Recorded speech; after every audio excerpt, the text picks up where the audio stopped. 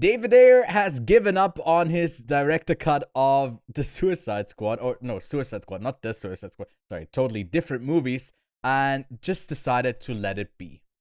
All right, that was rough. Yes, he made The Beekeeper with Jason Statham about a retired agent of the secret Beekeeper program who finds himself on a journey for vengeance after a grandma gets scammed out of her money. I'm Ewan, and I'm joined by Kevin to discuss this action thriller and if it's worth your while. Kev, what would you say, and what got you into the cinema seat? Basically, it's January. Yeah, it is. I'm still catching up on those 2023 movies, but you're like, all right, let's see what the new year has in store for us.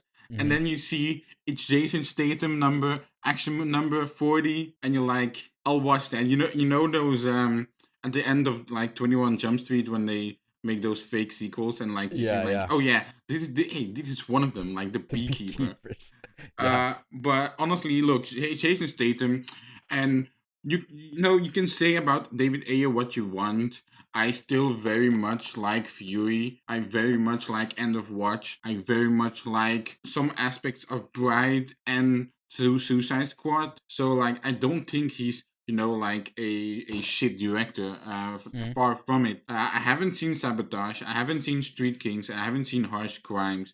But I have heard a lot of things about Sabotage, which would make me believe that I would really like that movie. So I don't know, which David Ayer movies have you seen?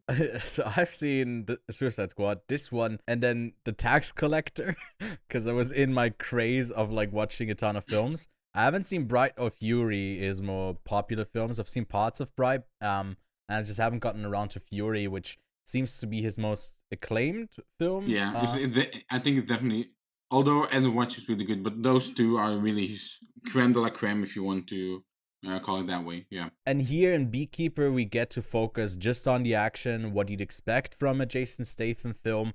And then it just kind of goes a bit overboard with a lot of like puns, I guess. Like the comedy in this is sometimes so off it's kind of funny again. Often there are films that are so bad it's good, right? That's like a term that gets thrown around. But more often than not, films are just kind of bad and you're trying to just grab onto something. But I don't think this movie has that issue. I think it has enough entertainment value, even if it like has some horrendous dialogue and some really weird twists and turns that it takes. Even the action, in my opinion, I'm not, you're bigger into the action, so you probably know more about it, but I thought it was really cut up.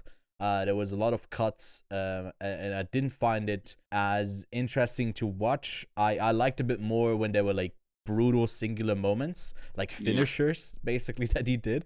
A B finisher when he got to sting them. I still had a pretty good time. I was like entertained, and I had lower expectations. Yeah, me too. Like, I went to see it with Ines, who we both know from the Film Vet Again podcast episode, and she rolled her eyes a lot of the times, because I know she doesn't like John Wick, for example. She told me, so I'm like, oh, you're in for a ride for action movies. It starts out, you've got this sympathetic little grandma, and you got Jason Statham attending bees, and you're like, wow, this is actually a very good build-up. I'm emotionally invested when they at one moment in the film harm his bees. You're like, oh my god, I was devastated. Bees. Well, I was actually devastated. I'm like, the environment. Oh god. Yeah, I mean, they kill John Wick's dog, which is one of the reasons why. The reason he gets set off to on his big old journey.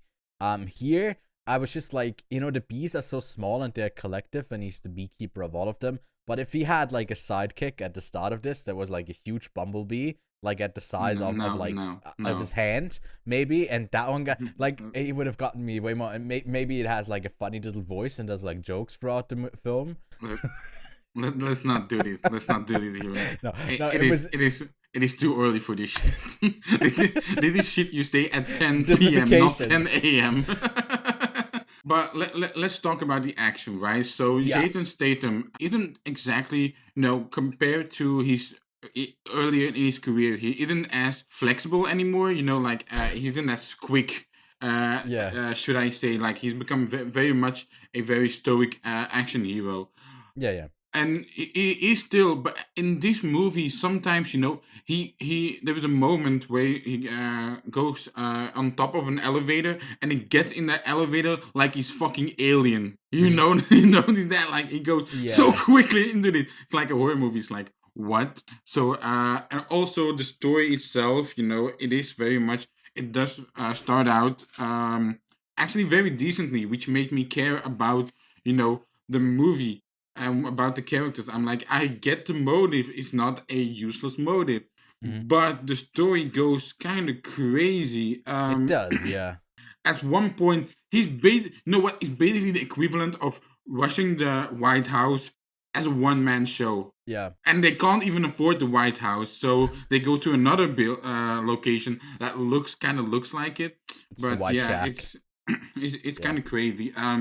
But Statham, I would pay money for him, but I would have also paid money to see Jeremy Irons give a such a good speech about bees. And at one Yeah.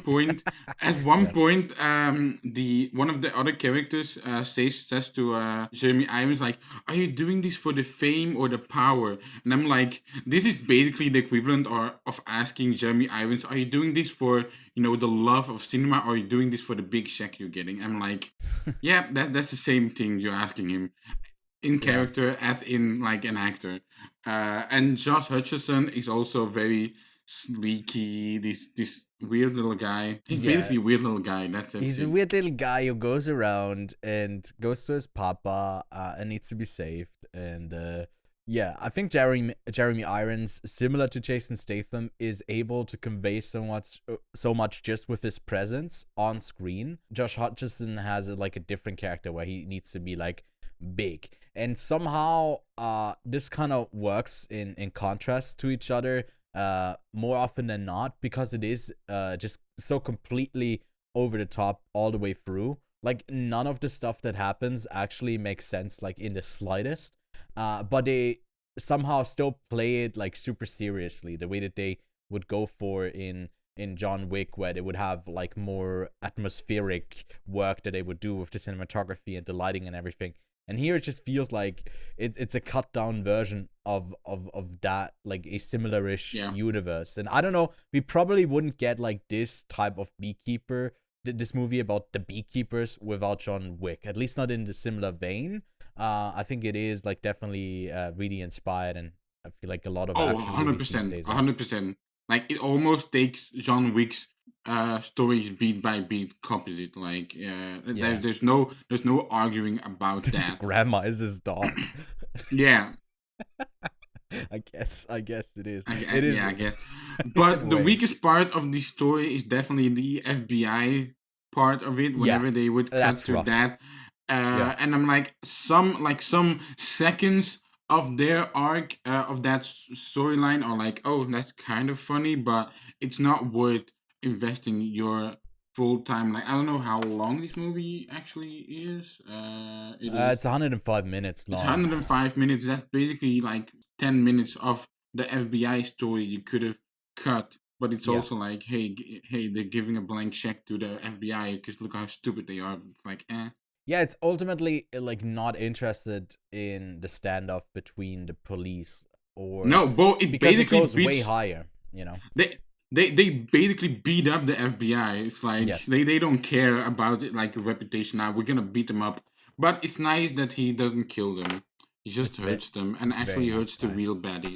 It's So actually the really really nice beekeeper, guy, yeah. yeah, he's such a nice guy. Honestly, it's crazy. I think he's on the same level as a lot of Jason Statham movies, but Yeah.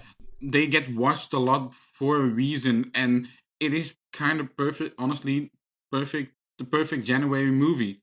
Yeah. So I think so as well. Yeah, last year we had like I wouldn't be upset if this like does super well at the box office. I don't think it has, but it's just it's dumb, it's fun. And if you like action, if you like Jason Statham, I can recommend it.